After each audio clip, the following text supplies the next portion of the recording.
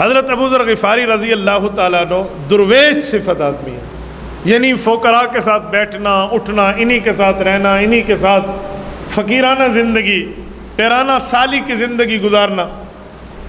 رسول اللہ صلی اللہ علیہ وسلم کی عادت مبارکہ جانتے تھے کہ یہ تنہائی پسند بندے ہیں، تو آپ علیہ السلام نے انہیں صفہ کے مدرسے میں داخل فرمایا، تو یہ مدرسہ صحاب صفہ میں رہتے، حضور پاک کی حدیث کو یاد کرتے، اکثر اوقات کچھ دن میں کھانا میسر ہوتا تو رسول اللہ صلی اللہ علیہ وسلم انہیں گھر بلا کر کھانا کھلاتے، حضرت ابو ذر رضی اللہ عنہ کو بڑی عزت احترام ہوتا۔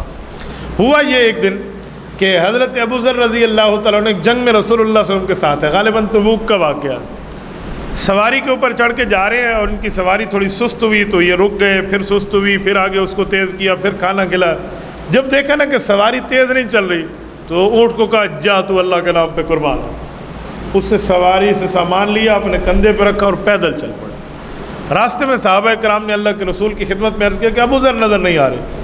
حضور علیہ السلام نے فرمایا وہ قحط کے زمانے میں تمہیں نہیں چھوڑ گیا تھا، آج کیوں چھوڑے گا، اللہ ملا دے گا۔ ہوا یہ کہ حضرت ابو ذر غفاری پیدل آ رہے تھے تو یہ آ کر مل گئے کسی مقام پہ رسول اللہ کے ساتھ، تو بالکل قافلے سے تنہا چل رہے تھے، مزاج فقیرانہ پیرانہ سالی کا تھا اور مزاج میں تھوڑی شدت بھی تھی۔ تو آپ علیہ السلام نے دیکھ کر حضرت ابو ذر کو فرمایا کہ اللہ آپ کے اوپر رحمت فرمائے، اکیلا چلتے ہو اور میرے علم میں ہے، یعنی جبرائیل علیہ السلام کے ذریعے اللہ نے مجھے بتا دیا ہے کہ آپ کو اکیلی وفات آئے گی، اور پھر کچھ باتیں اللہ کے رسول نے ان سے شیئر فرمائی ہیں۔ کوئی 300 احادیث کے لگ بھگ فرامین ہیں جو حضرت ابو ذر غفاری نے حضور پاک علیہ السلام کے بیان کیے ہیں، ورنہ ان کو احادیث اس سے کئی آتی تھی، لیکن خاموش طبع انسان تھے، بالکل تنہائی پسند اور خاموشی والے۔ حضور پاک علیہ السلام کے ساتھ مختلف سفروں میں رہے ہیں، حجۃ الوداع کے موقع پر رہے ہیں۔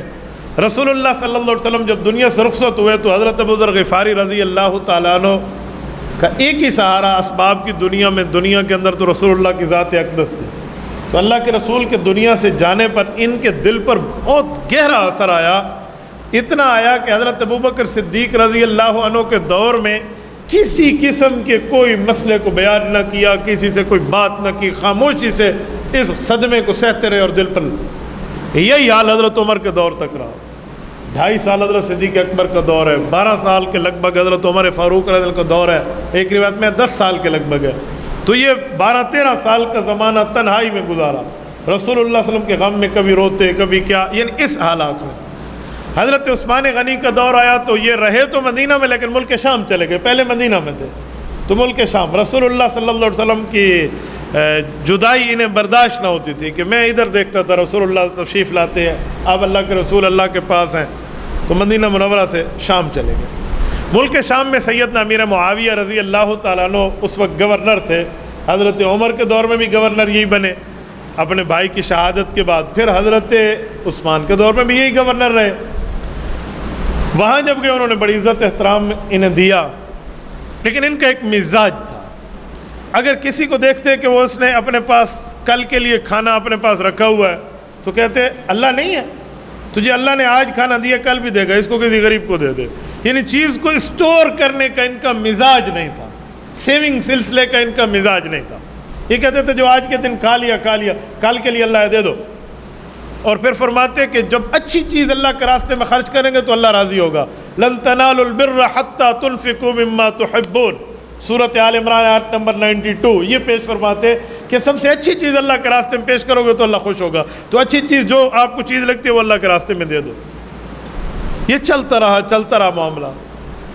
اب جب ملک شام میں فتوحات ہو چکی تھیں اور اس وقت یہ غربت کا زمانہ تقریباً صحابہ پر ختم تھا، اب دولت اور ثروت تھی، یہ حضرات اپنے پاس جو رکھتے غرباء کو بھی دیتے، لیکن اپنے پاس بھی سیونگ ہوتی، اپنا ذاتی خرچ بھی ہوتا تجارت کے حوالے سے، تو یہ لوگوں کو قرآن کریم کی آیت پڑھ کے سناتے، سورۃ نمبر 9 سورۃ توبہ آیت نمبر 34، والذین یکنزون الذهب والفضة ولا ينفقونها في سبيل الله فبشرهم بعذاب الیم، کہ اللہ نے فرمایا کہ جو اپنے پاس مال و دولت جمع کر کے رکھے، سونا چاندی، اسے خرچ نہ کرے، اللہ کے نبی انہیں خوشخبری سنا دے عذاب علیم کی، دردناک عذاب کی۔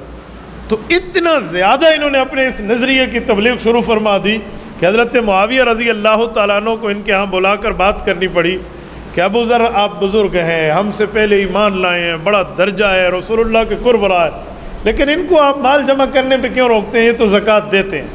تو کوئی آدمی مال جمع کرے، زکوٰۃ بھی دے، تو یہ جرم تو نہیں ہے. ہاں مجرم وہ ہے جو مال جمع کرے اور زکوٰۃ اور صدقات اور غریب کا حصہ نہ نکالے. تو انہوں نے کہا قرآن کریم میں رب فرماتے ہیں والذین یکنزون الذهب والفضہ, جو سونا چاندی اپنے پاس خزانہ رکھے, ولا ينفقون فی سبیل اللہ, اسے اللہ کے راستے میں خرچ نہ کرے, فبشرہم بعذاب علیم, اے اللہ کے رسول نے عذاب علیم کی خوشخبری دے دو, انہیں دردناک عذاب ہوگا.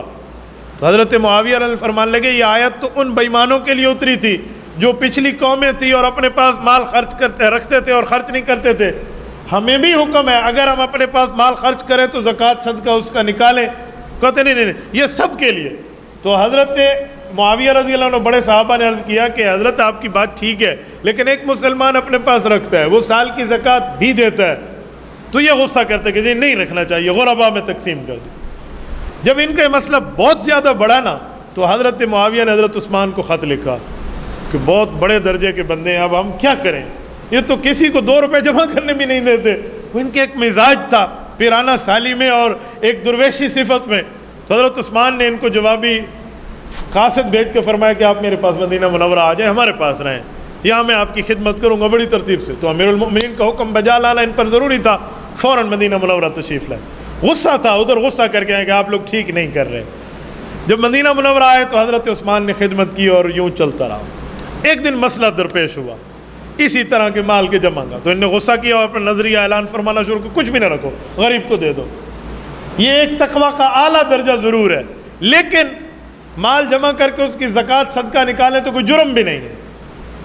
حضرت ابو ذر فرماتے حضور پاک نے تو اپنے لیے کبھی جمع نہیں کیا. تو صحابہ کرام فرماتے جی بالکل ٹھیک ہے, حضور پاک نے تو جمع نہیں کیا, لیکن جو جمع کرے اور زکوٰۃ صدقہ نکالے اس کو مجرم بھی حضور نے نہیں فرمایا. بہرحال یہ ایک تقویٰ کے اعلیٰ درجے پہ تھے. تو حضرت عثمان کے دور میں حضرت کعب رضی اللہ نے یہ بات بیان فرمائی اور مسئلہ بیان فرمایا کہ زکوٰۃ دے سکتے ہیں, اب جمع کر سکتے ہیں. تو ان نے ڈنڈا اٹھایا اور حضرت کعب کے سر پہ کہا مارو تمہیں, مال جمع کرنے والے کو بچھو لڑیں گے قیامت میں, سانپ ڈسیں گے, کیا کہہ رہے ہو آپ. حضرت عثمان غنی نے دیکھا کہ اب معاملہ سر سے اوپر ہوتا جا رہا ہے اور ان کا شدت کا غصہ بڑھتا جا رہا ہے, اور ایسے بندے پر جو ہم سے پہلے ایمان لانے والا ہے, یعنی اکثر صحابہ سے, اس بندے کو اس طرح ہم کیسے روکیں. تو حضرت عثمان نے انہیں بلا کر فرمایا کہ ایک مشورہ جی فرمائیں. کہ وہ ربضہ ایک علاقہ ہے, مدینہ منورہ سے کافی دور ہے, کہا اگر آپ ادھر تشریف لے جائیں ہم آپ کو آپ کی خدمت کی چیزیں بھی دیں گے, آپ اپنی مرضی کے مطابق زندگی گزاریں. تو یہ سمجھ گئے, تو انہوں نے کہا جی ٹھیک ہے. تو یہ وہاں تشریف لے گئے. وہ بالکل تنہا ایک علاقہ تھا, یعنی اتنی زیادہ گیدرنگ وہاں نہیں تھی. ادھر کچھ حضرت عثمان کے مخالفین رہتے تھے, انہوں نے ان کو آنے پہ کہا کہ بس یہ تو امیر المومنین نے تجھے جلا وطن کر دیا, لہٰذا اب اس کے خلاف علم بغاوت بلند کرتے ہیں اور آپ قیادت کرو اور ہم عثمان کی حکومت گراتے ہیں.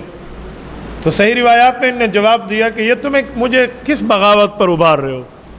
امیر المومنین مجھے کہنا کہ پھانسی کے پھندے پہ چڑھ جا, تو میں تو موت قبول کرنے پہ اس کے کہنے پہ تیار ہوں, تم کیا بات کر رہے ہو.